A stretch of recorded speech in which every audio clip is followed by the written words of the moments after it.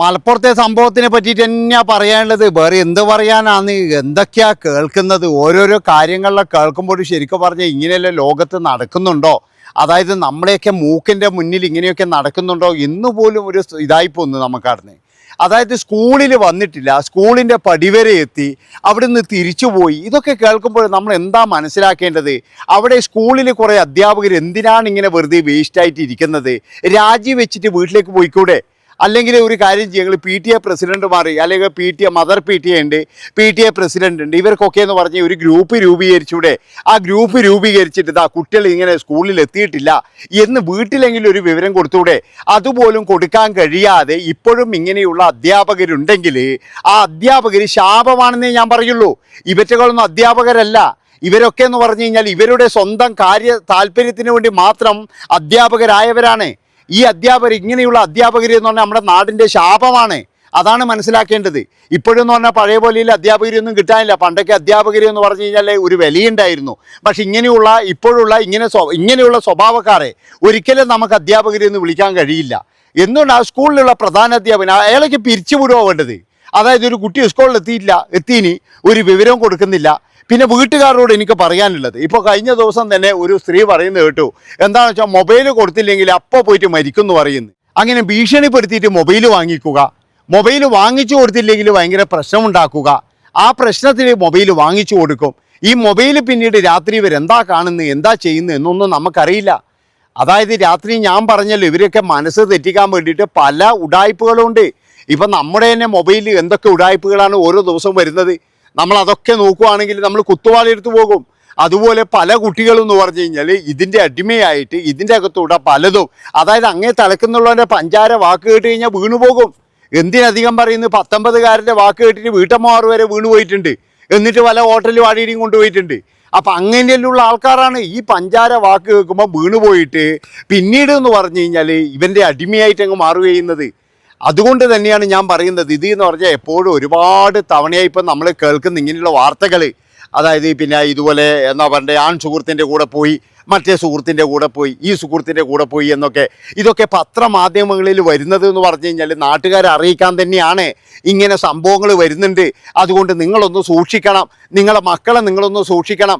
അല്ലെങ്കിൽ മക്കൾക്ക് ഇതെല്ലാം കാണിച്ചു കൊടുക്കണം, മക്കളേതാ ഇതെല്ലാം വരുന്നതാണ്, ഇങ്ങനെയുള്ള ചതിക്കുഴികളുണ്ട്. ഇവനാണെങ്കിൽ വീട്ടിൽ വന്നിട്ട് പ്രശ്നം വരെ ഉണ്ടാക്കിയിട്ടുണ്ട്. എന്നിട്ടും ഈ തന്തയും തള്ളിയും ഇവരെല്ലാവരും മിണ്ടാതിരുന്നു. അതാണ് ഏറ്റവും വലിയൊരു രസം. അതായത് ഇവനാണെങ്കിൽ ഈ പിന്നെ എന്താ പറയുക, കഞ്ചാവിനും ഇങ്ങനെയുള്ള ലഹരികൾക്കൊക്കെ അടിമയാണെന്ന് പറയുന്നു. ഇവൻ വീട്ടിൽ വന്നിട്ട് പ്രശ്നമുണ്ടാക്കി. ഈ പിന്നെ എന്താ പറയണ്ടേ, ഈ വയസ്സിൽ എന്ന് പറഞ്ഞു കഴിഞ്ഞാൽ പ്രേമവും ഇതുമായിട്ട് വേറെ എന്തൊരവസ്ഥ. 5 മണിക്ക് വീട്ടിലേക്ക് വിളിച്ച് പറയുക വേറൊരു നമ്പറിന്ന്. എന്നാ പറയുന്നത് അറിയാം, അമ്മയെ ഞാൻ കുറച്ച് കഴിയുമ്പോഴേക്ക് വീട്ടിലെത്തുമെന്ന്. വേറൊരു നമ്പറിന്നാണ് വിളിക്കുന്നത്. എൻ്റെ അഭിപ്രായം എന്ന് പറഞ്ഞു കഴിഞ്ഞാൽ എല്ലാവർക്കും ഇതിൽ പങ്കുണ്ട്. അതായത് നിർണായകമായ ആ ഫോൺ കോൾ വന്നു കഴിഞ്ഞാൽ ആ നിമിഷം എൻ്റെ മകള് വേറെ എവിടെയോ ആരെയോ കൂടെയാണ്, ആ നിമിഷം അവിടെ എത്താനാണ് ശ്രമിക്കേണ്ടത്. ഇനി നിങ്ങൾ ഈ അച്ഛനമ്മമാരോട് എനിക്ക് പറയാനുള്ളത്, നിങ്ങളിങ്ങനെ ജോലിക്കല്ല പോകേണ്ടത്. അതായത് അമ്മയോ അച്ഛനോ എന്ന് പറഞ്ഞു കഴിഞ്ഞാൽ എങ്ങനെ അവരെ അറിയാതെ അവരെ പിന്തുടരാൻ വേണ്ടി നോക്കണം. നിങ്ങളുടെ മക്കൾ ഇങ്ങനെയൊന്നും ചെയ്യില്ല, നിങ്ങളുടെ മക്കൾ ഡീസൻ്റാണ്, ആ കാഴ്ചപ്പാടൊന്നും വേണ്ട. അതായത് മറ്റുള്ളവരുടെ മക്കൾ ചെയ്യുമ്പോൾ എൻ്റെ മക്കൾ നല്ല ഡീസൻ്റാണ്, എൻ്റെ മക്കൾ അങ്ങനെയൊന്നും ചെയ്യില്ല. പക്ഷേ നിങ്ങളുടെ മക്കൾക്കും ചിലപ്പോഴെന്ന് പറഞ്ഞാൽ മറ്റൊരു മുഖമുണ്ടാകും. അത് നിങ്ങൾക്ക് ചിലപ്പോൾ തിരിച്ചറിയാൻ വേണ്ടി കഴിയില്ല. അതുകൊണ്ടാണ് ഞാൻ പറയുന്നത്, വല്ലപ്പോഴും മക്കൾ പോയി കഴിഞ്ഞാൽ ആ വഴിയെ ഒന്ന് നടന്നു പോകണം. പിന്നെ എന്ന് പറഞ്ഞാൽ സ്കൂളിലൊക്കെ പോയിട്ട് എല്ലാവരുമായിട്ട് സൗഹൃദം ഉണ്ടാക്കിയിട്ട് ഒരു ഗ്രൂപ്പൊക്കെ തുടങ്ങണം. ക്ലാസ് ടീച്ചറുടെ നേതൃത്വത്തിൽ. എങ്ങനെയാണ്? അതിൻ്റെ അകത്തും കുറേ പഞ്ചായത്തായിരിക്കും. അതാണ് അതിൻ്റെ ഏറ്റവും വലിയ രസമായിരുന്നു. അതുകൊണ്ട് ഗ്രൂപ്പ് തുടങ്ങാനും ആൾക്കാർക്ക് പേടിയാണ്. എന്താ വെച്ചാൽ എല്ലാവരും എന്ന് പറഞ്ഞാൽ എല്ലാത്തിലും കോഴികളുണ്ടെന്നേ, അതാണ് മനസ്സിലാക്കേണ്ടത്. അപ്പോൾ ഈ പിന്നെ അമ്മമാരെ മാത്രം ചേർത്തിട്ടല്ലെങ്കിൽ ഒരു ഗ്രൂപ്പ് തുടങ്ങുക. ഗ്രൂപ്പ് തുടങ്ങിയതിന് ശേഷം എന്ന് പറഞ്ഞാൽ ടീച്ചർക്ക് ആ ചുമതല കൊടുക്കുക. അതിനുശേഷം ഇന്ന കുട്ടി വന്നിട്ടില്ല, ഇനി ആമ്പിള്ളേരുടെ കാര്യമായാലും പെമ്പിള്ളേരുടെ കാര്യമായാലും മെമ്പറിയാക്കി കൊന്നാലും കുഴപ്പമില്ല. അതുകൊണ്ട് അങ്ങനെ ഒരു ഗ്രൂപ്പും കാര്യങ്ങളൊക്കെ തുടങ്ങുന്നത് എന്തുകൊണ്ട് നല്ലത് തന്നെയാണ്. അല്ലാതെ നമ്മൾ ഇതുപോലെ വന്നിട്ട് ഒരു സംഭവം ഉണ്ടാകുമ്പോൾ, ഇപ്പോൾ ഇന്നലെ മുതൽ എന്ന് പറഞ്ഞാൽ ഞെട്ടിക്കുന്ന വാർത്ത, അയ്യോ ഞെട്ടി, കൊടും ക്രൂരത, അയ്യോ കണ്ണില്ലാത്ത ക്രൂരത എന്നൊക്കെ പറഞ്ഞ് നമ്മളിങ്ങനെ ചർച്ച ചെയ്തുകൊണ്ട് ഒന്നും ആവില്ല. അതാണ് നിങ്ങൾ മനസ്സിലാക്കേണ്ടത്. പിന്നെ മറ്റൊരു കാര്യം, ഞാൻ പറയുന്ന പോലെ തന്നെ ഒരു കാര്യം ഇന്ന് മിണ്ടാൻ കഴിയില്ല, ഒരാളോട് പോലും നമുക്ക് മിണ്ടാൻ കഴിയില്ല. പണ്ടൊരിക്കൽ നിങ്ങൾക്ക് ഓർമ്മയുണ്ടോയെന്നറിയില്ല, അതായത് ഒരു വീടിൻ്റെ മുന്നിൽ ഇതുപോലെ ആഭാസങ്ങൾ കാണിക്കുന്നതുകൊണ്ട് തന്നെ ആ ഒരു വെയിറ്റ് ഷെഡ് പൊളിച്ചു നീക്കിയിട്ടുണ്ട്. എന്തുകൊണ്ടാണെന്നറിയാം, അവിടെ പിള്ളന്മാർ പോകുന്നില്ല. പിന്നെ അതുപോലത്തെ ഒരു ടീച്ചർ ഇതേപോലെ തന്നെ എന്ന് പറഞ്ഞു കഴിഞ്ഞാൽ കുറച്ച് കുട്ടികളോട് പറഞ്ഞു പഠിത്തം കഴിഞ്ഞില്ല ഇനി വീട്ടിലേക്ക് പോകുമെന്ന് പറഞ്ഞു. ഇനി കുറേ ആൾക്കാർക്ക് ഇവിടെ കുരുപൊട്ടിയിട്ടുണ്ട്. അതായത് റീൽസിൻ്റെ പേരും പറഞ്ഞ് ഞാൻ നിൽക്കുന്നത്. 4 മണി കഴിഞ്ഞ് കഴിഞ്ഞാൽ കുട്ടികൾ എന്താ ചെയ്യേണ്ടതെന്ന് പറഞ്ഞാൽ നേരെ വീട്ടിലെത്തുക, അതല്ലേ ചെയ്യേണ്ടത്. അല്ലാതെ 4 മണി കഴിഞ്ഞിട്ട് റീൽസിൻ്റെ പേര് പിന്നെന്ന് പറഞ്ഞു കഴിഞ്ഞാൽ ചില അച്ഛനമ്മമാർക്ക് ഇങ്ങനെയാണ്. കാരണം റീൽസ് കളിച്ചാൽ ഇന്ന് പണല്ലേ, അതുകൊണ്ട് എങ്ങനെയും ഉണ്ടാകട്ടെ എന്ന് പറഞ്ഞിട്ട്. പക്ഷേ ഇതിൻ്റെ പുറകിലുള്ള ചതിക്കുഴികൾ ഇവരാരും മനസ്സിലാക്കുന്നില്ല. നമ്മൾ നോക്കുമ്പോൾ എന്താണ് റീൽസ് കളിക്കുന്നത് കുറേ കൂട്ടുകാർ. പക്ഷേ ഇതിലെന്ന് പറഞ്ഞാൽ പകുതി എണ്ണം എന്ന് പറഞ്ഞു കഴിഞ്ഞാൽ നോർമലല്ല. അതാണ് നിങ്ങൾ മനസ്സിലാക്കേണ്ടത്. എൻ്റെ ഒരു സംശയം എന്ന് പറഞ്ഞു കഴിഞ്ഞാൽ പലപ്പോഴും എനിക്ക് തോന്നിയിട്ടുണ്ട്, നമ്മൾ തിന്നുന്ന ചോറില്ലേ അതിൻ്റെ അകത്ത് വരെ ലഹരി വല്ലതും ഉണ്ടോ എന്ന് തോന്നിയിട്ടുണ്ട്. അത്രമാത്രം ലഹരി കൊണ്ട് മുടിഞ്ഞ ഒരു സ്ഥലമായിട്ട് മാറിക്കൊണ്ടിരിക്കുകയാണ്. ഇതാരാണ് എത്തിക്കുന്നത്, എങ്ങനെയാണ് എത്തിക്കുന്നത് എന്ന് നമുക്കറിയാം. പക്ഷെ അത് അറിയേണ്ടവരെ അറിയുന്നില്ല, അവർ ഉറക്കം നടിക്കുകയാണ്. അവർ പിടിക്കുന്നത് ആരെയാണ്? ഈ 50 ഗ്രാമും 100 ഗ്രാമും മേടിക്കുന്നവനെ മാത്രം. ഇത് കൊണ്ടുവരുന്നവനല്ലേ പിടിക്കേണ്ടത്. അവനെ പിടിച്ചിട്ട് ഞാൻ ഇപ്പോഴും പറയുന്നു, എന്തിനാണ് ഭൂമിക്ക് ഭാരമായിട്ട് അങ്ങനെയുള്ള ആൾക്കാർ നമ്മൾ എന്തിനാണ് തീറ്റിപ്പോറ്റുന്നത്? അവനൊക്കെ എന്ന് പറഞ്ഞു കഴിഞ്ഞാൽ ഏതെങ്കിലും ഒരു ജയിലറി ഉണ്ടാക്കുക, അതിൻ്റെ അകത്ത് തള്ളുക. അവിടെ തള്ളിയിട്ടും കാര്യമില്ലല്ലോ. ഇപ്പം എത്രയാണ് കൂലി?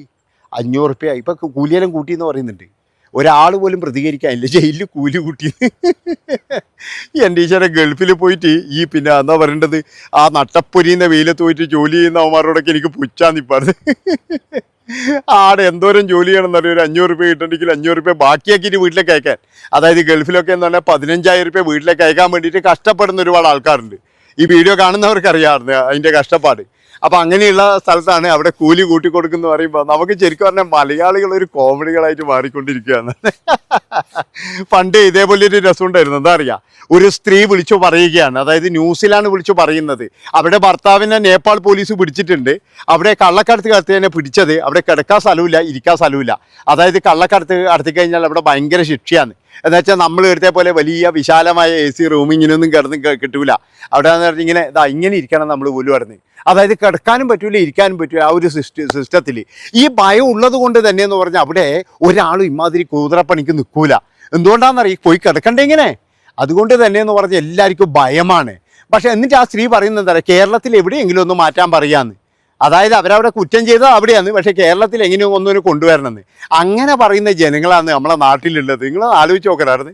അതുകൊണ്ട് ഞാൻ പറയുന്നത് എന്താണെന്ന് വെച്ച് കഴിഞ്ഞാൽ കൃത്യമായിട്ടുള്ള ശിക്ഷകൾ വേണം. പിന്നെ ഇതിൻ്റെ പുറകിൽ ഒരുത്തനാണെന്ന് എനിക്കൊരു വിശ്വാസവും ഇല്ല. കാരണം എന്താണെന്ന് വെച്ചാൽ ഇവൻ ഇത്രയേ കിട്ടുള്ളൂ എന്ന് എല്ലാവർക്കും അറിയാം. അപ്പം ഇതിൻ്റെ പുറകിൽ വേറെയും ടീമുകളുണ്ടോ, അല്ലെങ്കിൽ വേറെയും ഇതുപോലെ ഈ ലഹരികളുണ്ടോ എന്ന് കൃത്യമായിട്ട് അന്വേഷിക്കണം. പെൺകുട്ടികളോടാണ് ഞാൻ പറയുന്നത്, നിങ്ങളുടെ ജീവിതം തന്നെ കോഴിമുട്ട പോലെയാണ്. ഇവിടെ ഞാൻ പറഞ്ഞല്ലോ, പണ്ടൊക്കെ എന്ന് പറഞ്ഞു കഴിഞ്ഞാൽ എല്ലാ നാട്ടുകാരിലൊരു കെയറിങ് ഉണ്ടായിരുന്നു. ഇന്ന് ഒരു നാട്ടുകാർ പോലും നിങ്ങളെ തിരിഞ്ഞു നോക്കത്തില്ല. കാരണം എന്താ, ഭയമാണ്. ശരിക്കും പറഞ്ഞാൽ ഏറ്റവും കൂടുതൽ എന്ന് പറഞ്ഞാൽ അമ്മാവൻ നോക്കുന്നത് കണ്ടോ എന്നൊക്കെ പറഞ്ഞ് നാണം കെടുത്തുന്നത് പെൺകുട്ടികൾ തന്നെയാണ്.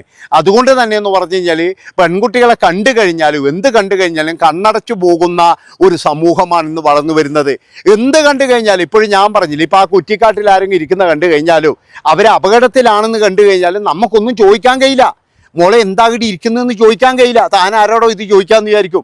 ഇപ്പോഴും ഞാൻ വരുമ്പോൾ ഒരു കുട്ടി ഇങ്ങനെ വളരെ വിഷമിച്ചിങ്ങനെ ഇരിക്കുന്നത് എന്താണെന്ന് നമുക്ക് ചോദിക്കാൻ കഴിയില്ല. എന്താ താനാരാ ചോദിക്കാൻ, എൻ്റെ രക്ഷിതാവാണോ എന്ന് ചോദിക്കുമായിരുന്നു. പണ്ട് അങ്ങനെയല്ല. പണ്ട് നമുക്കെന്ന് പറഞ്ഞാൽ എല്ലാവരുമായിട്ടൊരു ബന്ധം ഉണ്ടായിരുന്നു. ഇന്ന് ആ ബന്ധങ്ങളൊക്കെ എന്ന് പറഞ്ഞു കഴിഞ്ഞാൽ മുറിഞ്ഞു പോയിക്കൊണ്ടിരിക്കുകയാണ്. അതുകൊണ്ട് എല്ലാവരും വളരെയധികം സൂക്ഷിക്കുക.